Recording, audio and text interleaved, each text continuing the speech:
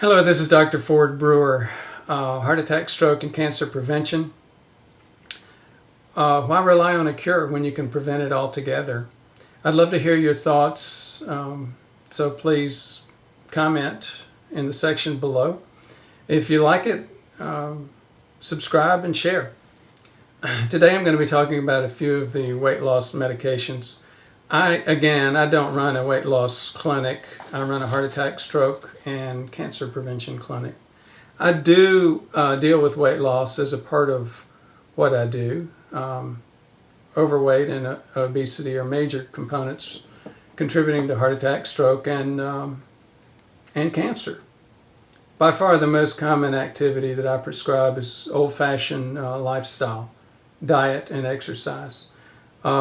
Maybe one of the most common medications that I use does have a, quote, side effect of weight loss. That's metformin.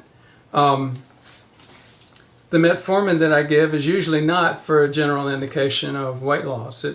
It's usually for this fact, and you'll see it in other videos of mine. Between ages 50 and 60, a little over half of us become insulin resistant. You've probably heard of the type 2 diabetes epidemic that's hitting the country, and a lot of it being related to age. Well, that's exactly what's happening. There's a genetic component to this. On the 9th chromosome, there's a gene location called P21. There's several different areas here that have implications for our long-term ability to metabolize glucose. These gene locations, 9p21, were originally thought to be a cancer gene because we saw them associated with melanoma, lymphoma, several other different cancers. Then other folks decided, no, it must be a heart attack gene. Brad Bale and Amy Doneen, a couple of friends and mentors of mine, wrote a book about Beat the Heart Attack Gene, and they're talking about 9p21. I have several different risk versions of 9p21, by the way, as do most of us. It's a very, very common set of genes. In fact, you may want to look at it the other way, that the people that do not have high-risk versions of the 9p21 gene locations are actually unusual and are well set up genetically for longevity. The rest of us have to deal with our glucose metabolism breaking down as we get into our 50s, 60s, 70s, and beyond.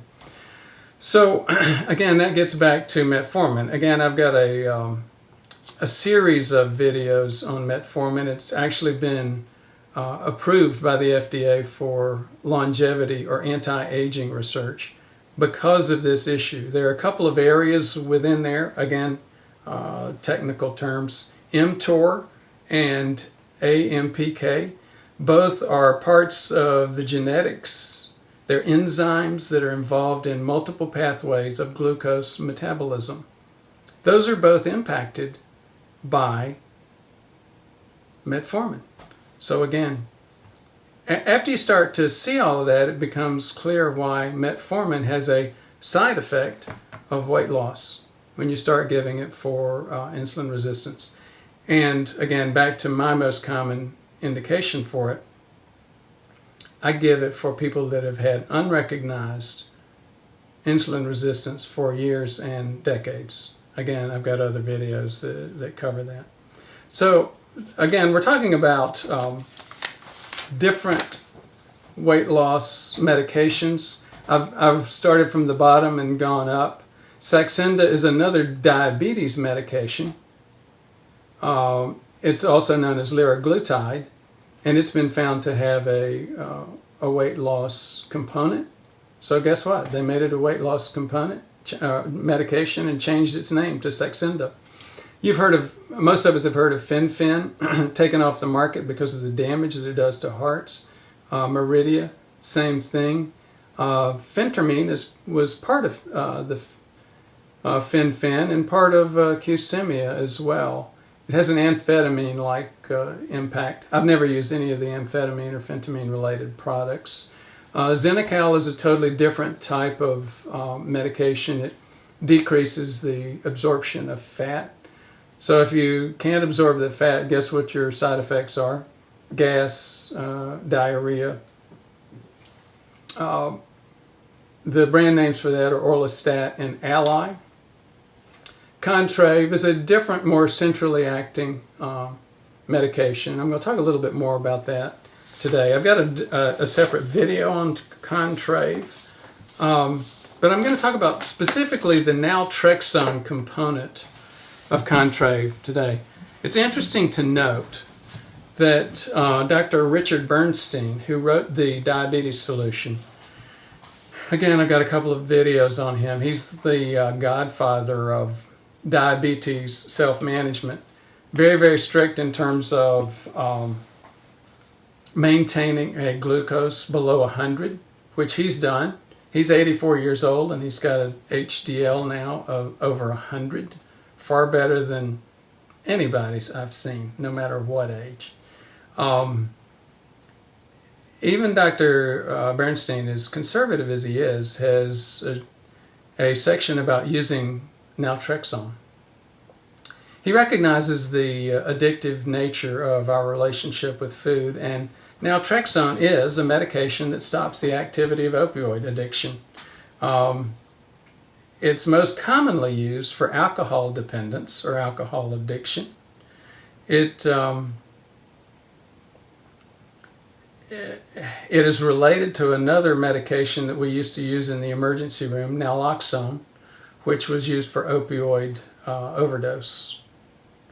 Naltrexone alone is marketed under the names Rivia and Vivitrol. In 2016, Naltrexone tablets cost about 91 cents per day. When you look at Naltrexone and you look at Wellbutrin, both of them were found to be medications that had side effects of weight loss. So guess what the Big Pharma did? They put two and two together and said, hey, let's combine these, really increase the price, and see if we can come up with a weight loss medication. Hence the birth of Contrave. Side effects for Naltrexone are fairly nonspecific and actually somewhat similar to Metformin. GI distress, gas, diarrhea, cramping.